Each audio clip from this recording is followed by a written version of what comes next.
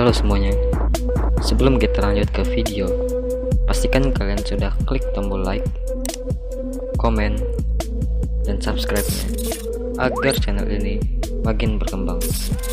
Oke, kita lanjut ke ceritanya. Yang pertama, bekas rumah sakit Dr. Arwani. Cerita ini diambil dari @komparan.com. Bisa kalian cari di web. Nah, kalian tulis aja komparan.com, nanti ada list ceritanya di situ. Sekarang gue mau cerita yang pertama dulu, yang part 1, yaitu bekas rumah sakit Dr. Arwani. Kalau kebetulan kalian melintas di jalan Kebayan, kalian akan melihat sebuah gedung yang terbengkalai di sana. Sudah bukan rahasia umum kalau gedung itu dulunya adalah sebuah rumah sakit yang sedang tidak diperbolehkan beroperasi lagi. Temboknya sangat usang, bahkan sebagian sudah mengelupas semennya. Kacanya, jendelanya sudah buram dan berdebu.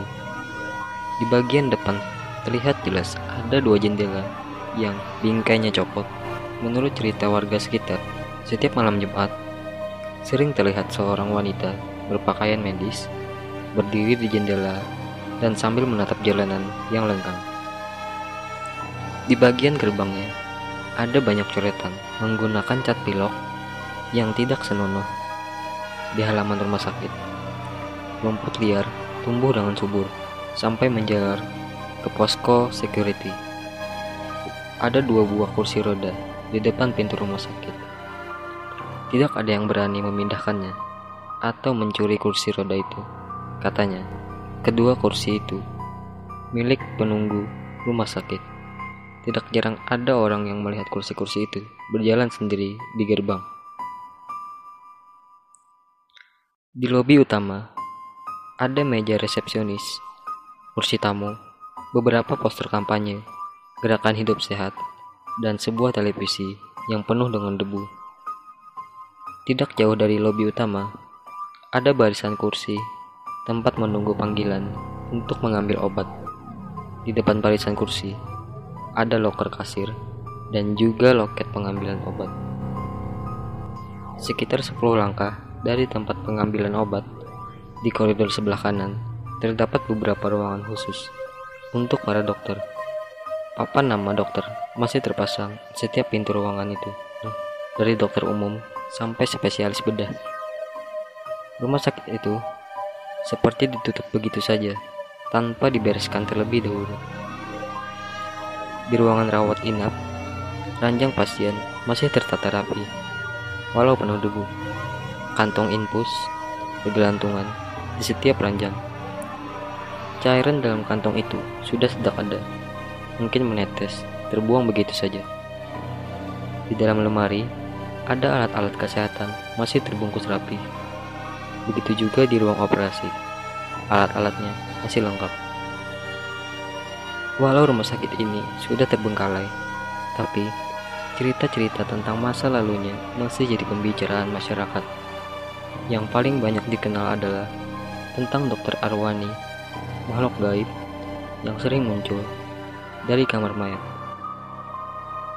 Waktu rumah sakit masih beroperasi, ada seorang pasien kanker stadium 4 yang dirawat di rumah sakit itu. Tidak ada harapan baginya untuk sembuh. Dia bahkan sudah meminta dibelikan kain kafan pada keluarganya. Namun, tanpa disangka-sangka, pada suatu malam, dokter mendatanginya. Dokter itu muncul dari arah kamar mayat. Ia memeriksa si pasien kanker dengan sangat ramah. Ajaibnya, besoknya pasien tersebut dinyatakan sembuh total. Si pasien ingin sekali berterima kasih pada dokter tadi. Namun, saat menanyakan ke pihak rumah sakit, ternyata tidak ada dokter yang bernama Dr. Arwani. Cerita tentang Dr. Arwani menyebar dengan cepat. Banyak orang yang merinding, tapi tidak sedikit juga orang yang ingin bertemu dengannya, meminta kesembuhan.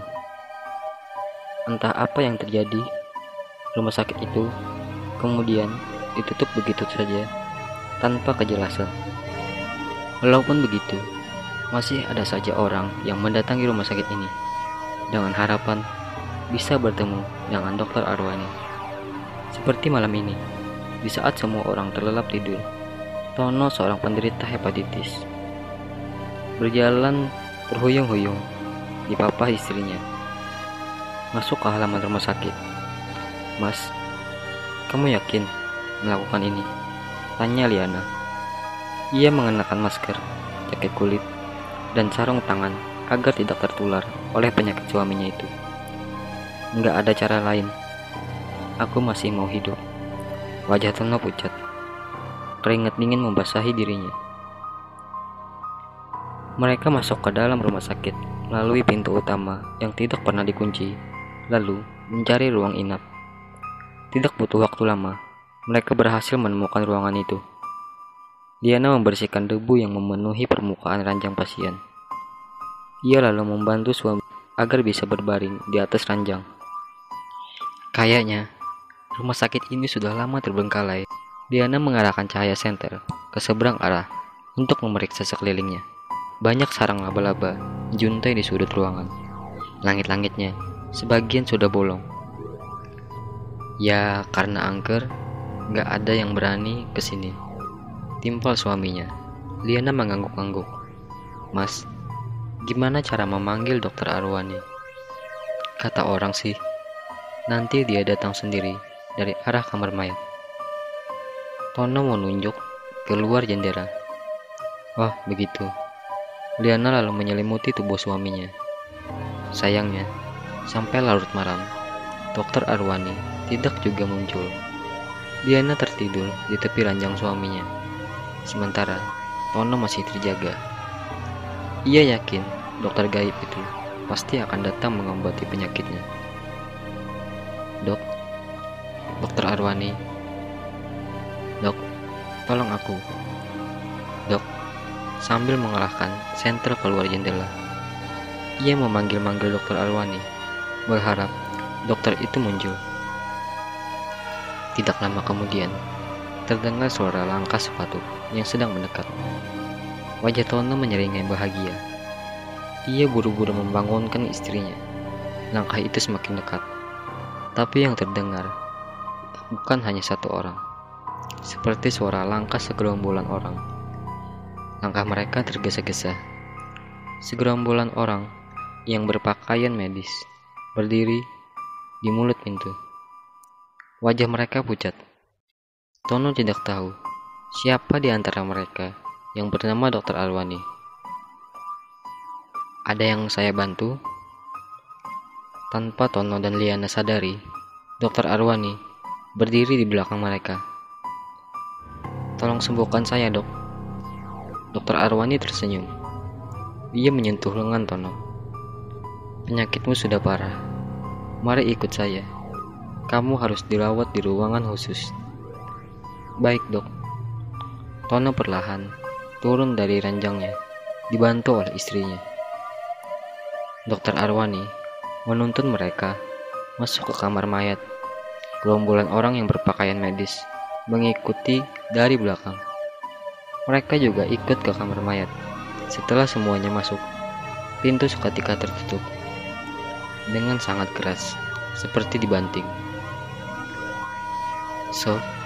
Jadi itu tadi cerita horor dari bekas rumah sakit. Nah, kalau menurut kalian cerita ini seru, kalian bisa klik tombol like. Dan kalau menurut kalian cerita ini seru untuk dibahas sama teman-teman kalian, kalian bisa share video ini ke teman-teman kalian.